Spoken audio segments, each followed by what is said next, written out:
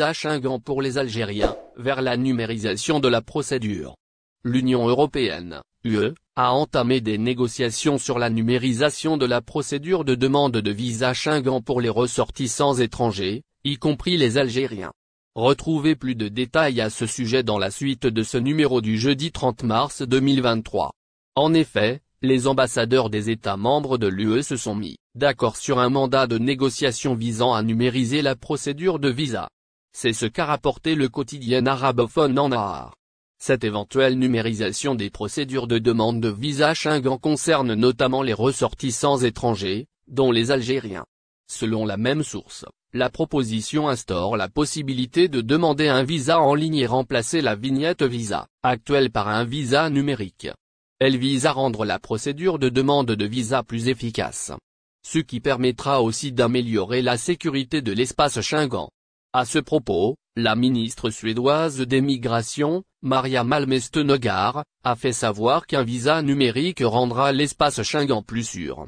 Elle a affirmé que la numérisation de la procédure permettra aux voyageurs en règle de demander facilement un visa. Selon ses explications, les demandes en ligne réduiront aussi le nombre de déplacements au consulat. Ils faciliteront le processus pour les administrations européennes. Vers l'instauration d'une plateforme numérique dédiée à la numérisation par ailleurs, la même responsable a souligné que le visa numérique éliminera le risque de falsification et de vol de la vignette visa. Dans ce cadre, notre source a indiqué que les nouvelles règles proposées créeront une plateforme pour les demandes de visa. Ces dernières seront ainsi introduites par l'intermédiaire d'un site web unique. Ce dernier les transmettra ensuite vers les systèmes nationaux en la matière. Cette plateforme permettra aux demandeurs de visa d'effectuer toute la procédure de demande. Ils seront également informés des décisions relatives à leur visa à travers le même espace numérique. Ils ne devront plus se présenter au consulat que s'ils demandent un visa pour la première fois. Si leurs données biométriques ne sont plus valides ou s'ils ont acquis un nouveau document de voyage. En vertu des nouvelles règles proposées, les visas seront, en outre, délivrés au format numérique. Et cela sous la forme d'un code barre 2D signé cryptographiquement. Cela réduira les risques liés à la contrefaçon et au vol des vignettes visa, a encore précisé le média cité Maroc-Algérie, deux pays à la gâchette facile face à la France. Le gouvernement algérien vient de prendre une nouvelle mesure pour punir la France. La raison, l'affaire Amira Bouraoui. Alger refuse d'accueillir ses ressortissants expulsés de France et avait rappelé son ambassadeur à Paris. Un peu comme avait fait le Maroc, qui avait démis de ses fonctions l'ambassadeur du Royaume en France. Aussi, pour protester. C'est de la diplomatie violente, dans les termes les plus durs, que le Maroc et l'Algérie exercent sur la France. Ces deux pays d'Afrique du Nord sautent sur la moindre occasion pour exercer une pression sur l'Hexagone. Des décisions aux allures de chantage qui ont souvent des répercussions sur toute l'Europe. On se rappelle, en effet, du changement de position par l'Espagne sur la question du Sahara que Rabat avait fait cher payer à l'Europe. À l'époque, les autorités royales n'avaient pas hésité à jouer la carte de l'émigration pour contraindre Madrid à revenir sur sa position. Volontairement, le Maroc avait laissé des milliers de migrants franchir la frontière espagnole et regagner l'Europe. En raison de l'hospitalisation de Brahim Ghali Katimini sur le territoire espagnol, Rabat avait exercé une forte pression sur Madrid. Nous étions en mai 2021. Près d'un an plus tard, les autorités algériennes étaient accusées de tenter de mettre cette même pression sur leurs homologues espagnols. Juin 2022, en effet, le CNI, Centre national de renseignement, alertait le gouvernement espagnol de l'arrivée massive de migrants en provenance d'Algérie. Le service de renseignement espagnol indiquait que la tension entre Alger et Madrid serait à l'origine de cette invasion annoncée de migrants. Et pas moins de 10 000 migrants étaient attendus à Formentera, Ibiza, Murcie et Almeria. Froissé par le Parlement européen, Rabat réagit entre-temps, il y a eu l'accalmie, jusqu'à ce que le Maroc se sente froissé par le Parlement européen.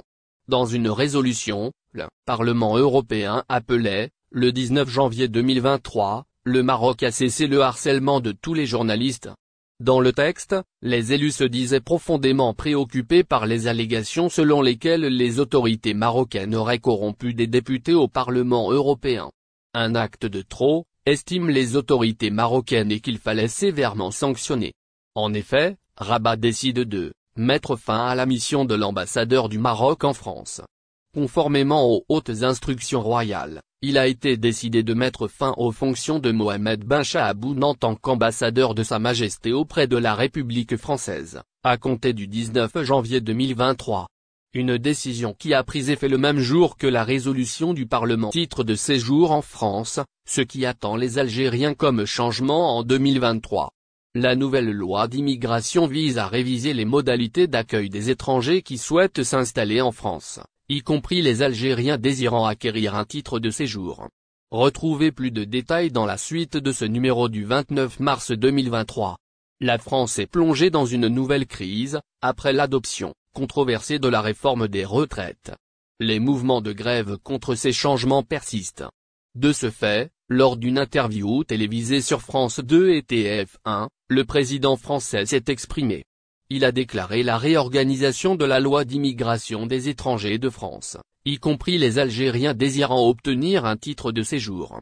Dans le détail, l'examen de la loi, qui devait être discuté publiquement au Sénat à partir du 28 mars, a été reporté. Emmanuel Macron a suite à cela indiqué qu'il aurait probablement plusieurs textes. Ces derniers se verront présentés dans plusieurs semaines, a-t-il précisé. En effet, la dite loi se déclinera sous deux volets principaux. Le premier vise à faciliter l'expulsion des étrangers délinquants, tandis que le deuxième vise à favoriser l'intégration des immigrés sans papier, notamment en régularisant certains travailleurs dans des secteurs en difficulté. Voici les principales mesures de la loi d'immigration. La nouvelle prescription sur l'immigration comprend plusieurs dispositions majeures. Tout d'abord, celle-ci vise à faciliter l'expulsion des étrangers déjà condamnés, en particulier ceux ayant commis des crimes et ceux ayant des délits punis de 10 ans ou plus d'emprisonnement. La même loi permet ensuite aux travailleurs sans papier présents en France depuis 3 ans de demander un titre de séjour métier en tension.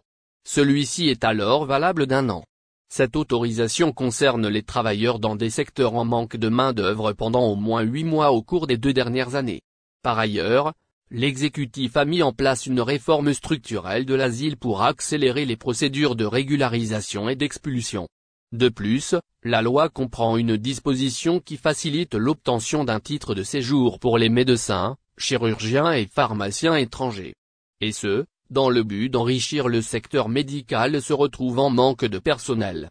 Enfin, un test de français est donc obligatoirement demandé lors de la soumission de demande pour l'obtention d'un titre de séjour valable. N'oubliez pas, abonnez-vous à notre chaîne Olive News et activez les notifications pour recevoir nos publications en temps réel.